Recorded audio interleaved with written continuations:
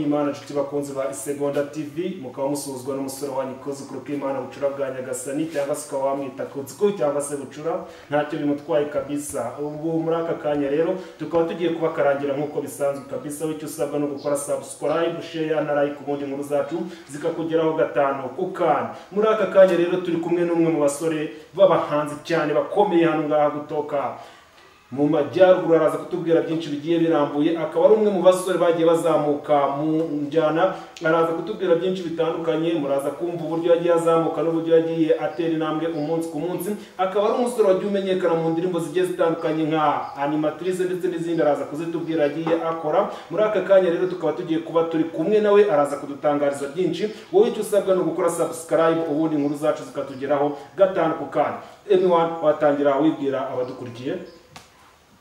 Murakoze cyane. Amazina yanjye nitwa Redbo Anyone. Ni umwe mu bahanzi wa hano mu ntara y'Amajyaruguru.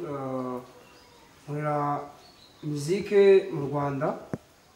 Ikindi ni uko ndirimba R&B ndetse kandi nkaba nshoboye kwandika umwanditsi w'indirimbo, nkaba n'umuririmbyi w'indirimbo. Yes, aratubwira ati ndi umwanditsi w'indirimbo ndetse nkaba n'umuhanzi muri rusange. Anyone wabukora ni iyihe muri studio ku buryo hari na benshi baza bakugeraho kugira ngo bashe kuba wafasha kwandika indirimbo? Urakoze cyane. Studio nkoreramo ntabwo iri permanent, nkorera muri studio zitandukanye. Iya mbere nakoreye muri Stone Island hari Musanze. Indi studio sahi ndi gukora nakoreye muherutse gukoreramo ni Touch Record, aho nakoreye indirimbo na FDX, ariko ndateganya kuba nasohora undi muzigo musha kwa Element. Ya, ugarutse kuri ubwo ati nagiye nkorera ahantu hagiye hatandukanye, birumvikana ko akenshi ukorera muri studio za Musanze. Ese kugeza umunsi wa none niye gahunda ufite? Ese hari indirimbo nshasha waba ufite cyangwa se nibi nahari yaba yitwa wiki? Indirimbo zirahari ni nyinshi cyane. Gusa hari indirimbo nenda gusohora mu minsi izaza, ariko gusa sahi iyo ndirimbo navuga nabwira abaturarwanda cyangwa se abadukurikiye bose ni indirimbo Animatrice. Animatrice ni indirimbo yakunzwe n'abantu benshi cyane. Sahi niyo ndirimbo nabararikira kuba warareba, ariko gusa sinzabatindira, nzabazanira n'indi vuba kandi ndaje mbahe video yayo mu gihe gitoya. Yes, urakoze cyane. Wenda se kugira ngo mbere yuko dukomeza wabanza wadushiraho nka style kuri iyo ndirimbo Animatrice. Hari umuntu yumvishe bwa mbere kuri Isegonda TV, ese muri aka kanya wadukubitira ga style tukumva? Animatrice baby, Animatrice, Animatrice, let me do a quiz, baby. Animatrice, baby, Animatrice, Animatrice, let me do a quiz. Yes, muramwumva cyane rero avuga ati Animatrice. Urumva ko ni umusore ufite ijwi arahogoza bya hatari kabisa. Urumva ko ibintu birimo neza. Wena Anyone dukomeje, ese indiri waratangiye kwinjira mu muziki ryari? Ni ryari watangiye kuvuga ati ngiye gutangira gukora umuziki ndetse nanandika indirimbo?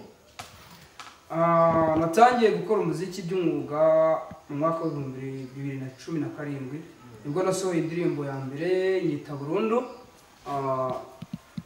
Ndakeka ariko ninjiye muri muzike neza, ari nabwo natangiye kujya njya mu interview hirya no hino mu bitaramo. Ubwo urumva nibwo byatangiye kugaragarira abaturarwanda benshi cyane. Gusa ariko igitekerezo n'impano byo byari bisanzwe bindimo.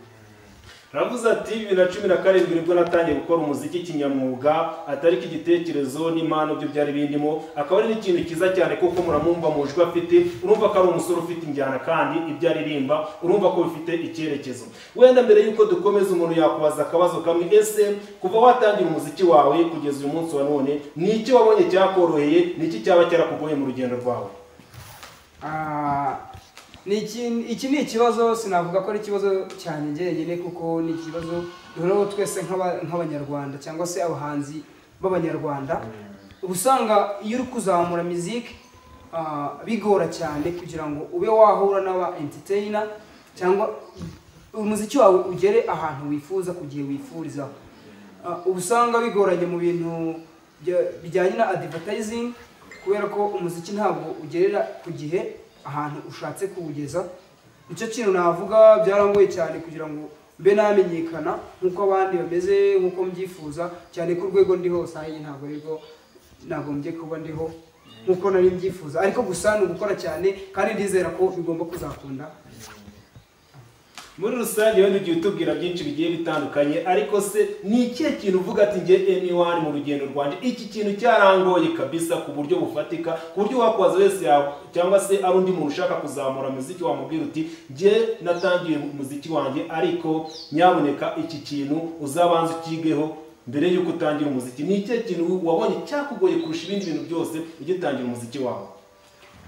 Gitangira umuziki, ikintu nabwira buri munyarwanda cyangwa se umuntu wese ufite impano wifuza kuyigaragaza, mbere yuko yinjira muri music agomba kubanza yiga ikibuga neza, kubanza kwiga ikibuga neza ukamenya ngo iki kibuga ngiyemo bimeze bite, hari abari mu bimeze bite, kugira ngo ngere ku cyo nshaka bimeze bite. Urumva nicyo kintu nkeka ko gishobora kuba cyagufasha kugera iyo ugera. Sahi nanjye ikintu mbona cyangoye cyane nuko nsa naho ninjiye mu muziki ntarabitegura neza, ariko gusa aho ngeze sahi ndashima Imana. Ndashima Imana gusa nubwo ko urugendo ruracyakomeje, ruracyari rurerure, ariko ndashima Imana. Avuga ati urugendo ruracyakomeje ariko ndimo ndashima Imana kuko hari byinshi yagiye igufasha kuba wageraho. Ese wenda Amy1 nuhe muhanzi hano mu Rwanda uvuga ati uyu muhanzi ni intangarugero kuri njye, ku buryo ibyo uvuga byose uvuga uti ibyo mpanga byose ibyo ngomba kwereka abakunzi banjye, ariko ngomba kwirefera kuri kanaka? Mu by'ukuri hano mu Rwanda ndetse no ku isi hose nuhe muhanzi ufata nk'icyitegererezo kuri wowe? Umuhanzi w'abanyarwanda nkunda nk'umuhanzi Bruce Melody ni umuhanga, akora ibintu bye neza, nkeka ko kuri ubu ari we muhanzi uri gukora cyane kurusha n'abandi bose. Sinzi rero namwe mubibonera. Bruce Melody rero niwe wa inspire wanjye, kuvuga ngo aramotiva ku buryo ibintu byanjye atuma mbikora neza kandi nkumva ko bizashoboka. Bruce Melody ndamukunda cyane. Mbese wenda uravuze uti Bruce Melody niwe muntu wa mbere niyumvamo, niwe unyesiparinga, nawe ntera motivasiyo kumva ko hari byinshi nakora kubera ko ibyo akora binkora ku mutima. Ese nk'ubu aramutse ariko kumva ari kuri Kisegonda TV urumva ari icyo wamusaba? Bruce Melody mbere yuko ngira icyo musaba nabanza kumushimira, ni umusaza, ariko gusa ikintu namusaba korabo. Namusaba korabo tugakorana, nanjye nkaba nazamuka cyane ko buriya nkeka ko ndamutse nkuranye nawe muziki yanjye ntabwo yatinda mu nzira. Mbese ko ubwawe urumva ko uramutse ugize amahirwe yo gukorana indirimbo cyangwa se clip na Bruce Melody, urwego wifuza kugeraho waba urugezeho? Ndifuza ko, ndabizi neza nta nubwo mbikeka, naba mbigezeho rwose. Ubwo urumva rero Bruce Melody niba uduteze amatwi, niba uteze Isegonda TV, hano hari umusore mutoya ukizamuka kandi wifuza gukorana namwe, kandi ntekereza ko nk'abahanzi nyarwanda icyo muba musenya umugozi umwe ari ugufatanya mukaba mwazamurana umunsi ku munsi. Ubwo rero uramutse umuteze amatwi cyangwa se ukurikiye Isegonda TV, nizere ko Amy1 wamaze kumva ibyifuzo bye. Ubwo nawe dushobora kuzumva abwira Isegonda TV ati icyo nifuje cyagezweho, byazadushimisha cyane. Wenda mbere yuko dukomeza, abahanzi benshi hano mu Rwanda ugenda kubakurikirana umunsi ku munsi, ese mu by'ukuri urebye music nyarwanda wowe ubona igeze ku ruhe rugero, ubona iri ku ruhe rwego ugereranyije wenda na music tugenda tubona hanze nk'iya Tanzania n'ahandi henshi hagiye hatandukanye? Music nyarwanda kuri ubu nkeka ko ishimishije, si no gukeka, niko biri. Ugereranyije n'uko byari mbere ntabwo ariko bimeze. Abahanzi barakora umunsi ku munsi. Wasangaga mbere abahanzi bari muri music ari umuhanzi umwe uvugwa, ariko kuri ubu ngubu urumva abantu benshi ni competition, harimo competition bituma umuhanzi atagenda ngo asinzire ngo avuge ngo ninjye uri mu kibuga njyenyine, ahubwo bigatuma akora cyane. Niho navuga music y'ubu ngubu cyane ko itandukanye n'umuziki bakoraga mbere. Umuziki uri gukora ubu navuga ko uri standard kurusha uwa mbere. Abanyarwanda rwose navuga ngo dukomereze aho kandi dukomeze dukore cyane cyane ko ariyo ntego yacu mu myemerere yacu. Mbere yuko dukomeza rero, Amy1 ndaza kugusaba akantu kamwe nk'umuntu turi hano turi ku Isegonda TV, dukubitira agasitayiro ku buryo n'umuntu waba uri hano yahita avuga ati ewana uyu ni umuhanzi abona abonye bose kabisa nisememeze. Gira agasitayiro dukubitiraho. Agasitayiro Okay, ngiye kubaririmbira ku ndirimbo yanjye yitwa Burundu. Burundu ni indirimbo nakoze, nakubwiye ko ariyo ndirimbo nahereyeho, ndanayikunda cyane kuko yanyinjije mu kibuga, niyo mpamvu ariyo mpisemo kugira ngo mbe nayiririmba.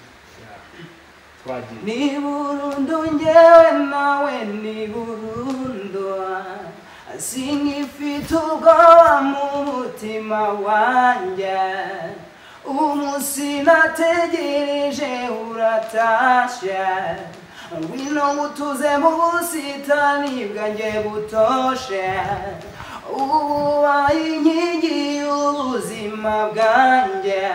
Burundu Burundu ni Burundu.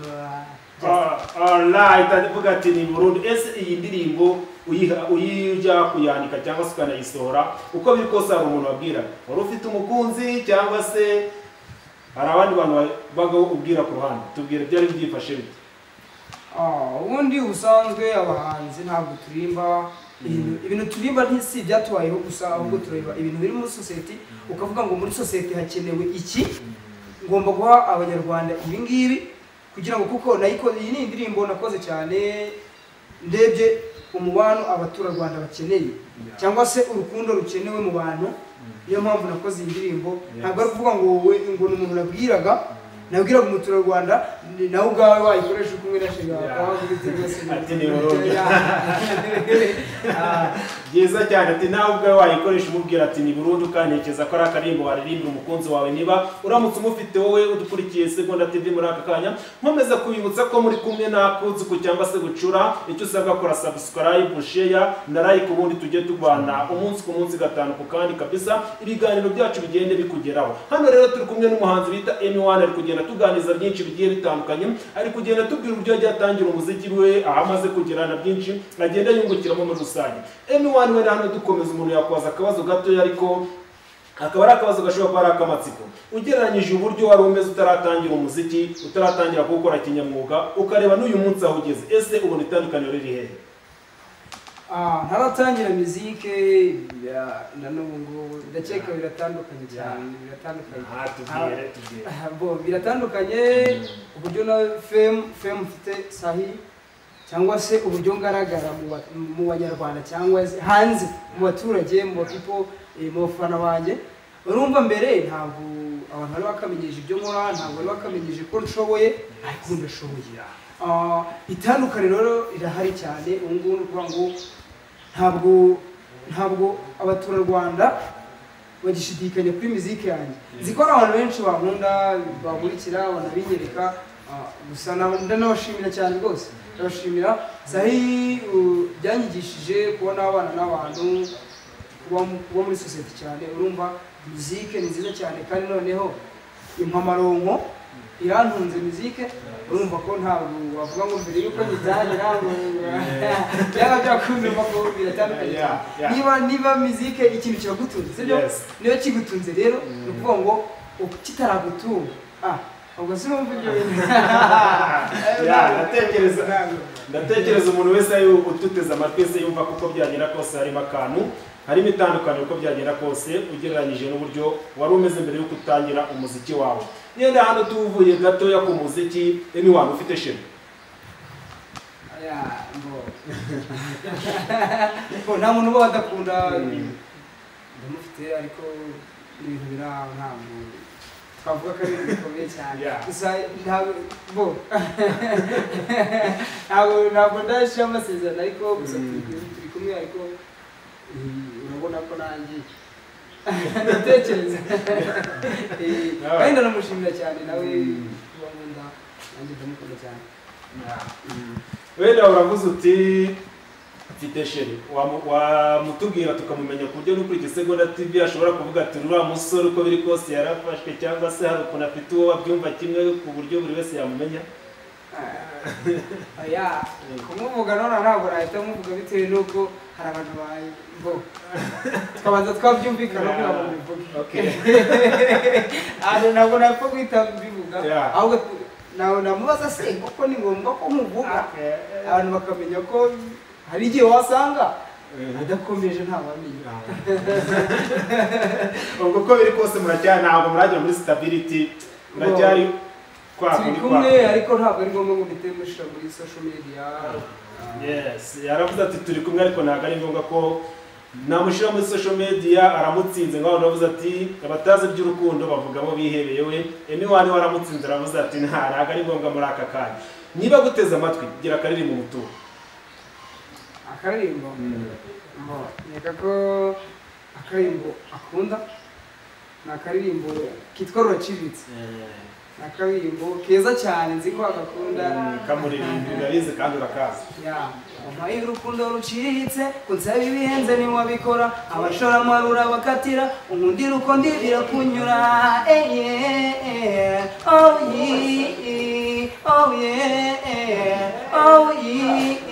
Ni wowe nashakagama, ni wowe nashakagama, ni wowe nashakagama, ni wowe nashakagama. Alright, kabisa kuvuga ati ni wowe nashakagama, ni wowe uzi neza ko Anyone mufitanye collabo umwifu yumvamo cyangwa se mukunze. Niba uri sheri ukaba uduteze amatwi wumve ko ako karirimbo nakawe. Aravuze ati kagushimishe aho uherereye muri aka kanya. We na Anyone dusoza ikiganiro cyacu cy'aka kanya. Ese mu by'ukuri hari byinshi wagiye ukora ugenda nabyo, niki wasaba abafana bawe, niki wasaba abakunzi bawe muri rusange? Ikintu nasaba abakunzi banjye cyangwa se abantu bose yaba abasanzwe n'abakunzi banjye ari n'abifuza kuba umuntu cyangwa se abakunda muziki yanjye, ikintu cya mbere ni ukunyereka ko turi kumwe bakanshyigikira bakamfasha. Nanjye nzi ko mbijeje kutazabapfunyikira. Ndakunda cyane. Mbere yuko nkurekura rero ugiye kugusaba akantu kamwe. Ugiye kuturirimbira indirimbo Animatrice live. Ndatekereza ko yizi neza. Ugiye turirimbire ku buryo n'umuntu ugiye kuyumva bwa mbere, kuko iyi ndirimbo bavuga ko buriya ngo ari ukuntu ngo bari barapfofasa Animatrice. Ntabwo wamenya, ntabwo mbizi, ariko nyine dushiraho ka style kose ukaturirimbire live Animatrice ku buryo n'umuntu ukurikiye Segonda TV arahita yumva muri ako kanya. Yes, mbere yuko ndirimbo rero indirimbo Animatrice ndabashimira mwese. Nizera ko mukomeje kudukurikira. Ni indirimbo nkunda cyane, ni indirimbo abantu benshi banyeretse ko bakunda. Niyo mpamvu ibaye imwe mu ndirimbo nanjye niyemeje kuba naririmba nkayirangiza kugira ngo mwese mukomeze kwishima. Ni indirimbo nziza cyane kandi muzakomeze kujya murayireba YouTube. Yitwa Animatrice, wandika mu Kinyarwanda Animatrice by Raibo Anyone. Animatrice baby, Animatrice, Animatrice, let me do a quiz baby, Animatrice baby, Animatrice, Animatrice, let me do a quiz. Nigera mu kigo bwa mbere nahuye n'umukobwa nyakira neza ndamuprovoka ariko ndinumira kugira ngo ntabaho nibabaza uko iminsi igenda yicuma ndushaho kumubura kumbi ariwe Animatrice w'ikigo. Rimwe nkimukubita amaso yantwaye ingingo kumbi nawe aho yarari namutwaye ingingo turahura turaganira tubasha guhuza. Imbogamizi yari ihari nuko yaranyoboye twumvaga ko bazabimenya bakatwirukana twemeza kuzirengera ibizatuma. Animatrice baby, Animatrice, Animatrice, let me do a quiz baby, Animatrice baby, Animatrice, Animatrice, let me do a quiz. Rimwe yaje kure ubundi nachi ndakunda cyane reka ndisiranga Saka yes.